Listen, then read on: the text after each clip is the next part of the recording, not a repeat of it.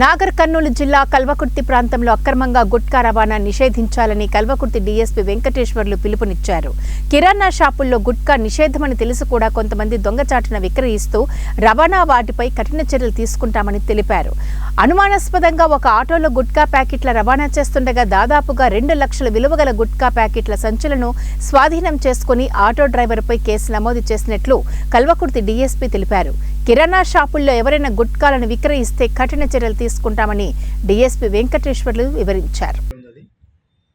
AP 22Y6310 అనే వాహనంలో ఈ నిషేధిత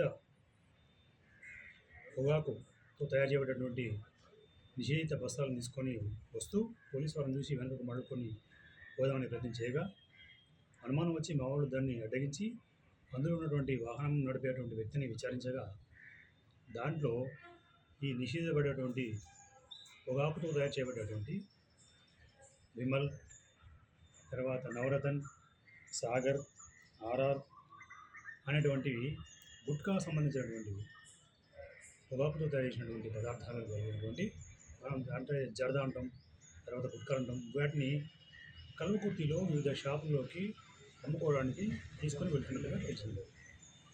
వీటిని కల్వకుర్తి నుంచి మన ఆమన్గల్ నుంచి క్రాంతి కుమార్ అనేటువంటి వ్యక్తి దగ్గర నుంచి తీసుకొని వస్తున్నట్టుగా ఆ వ్యక్తి అంగీకరించాడు.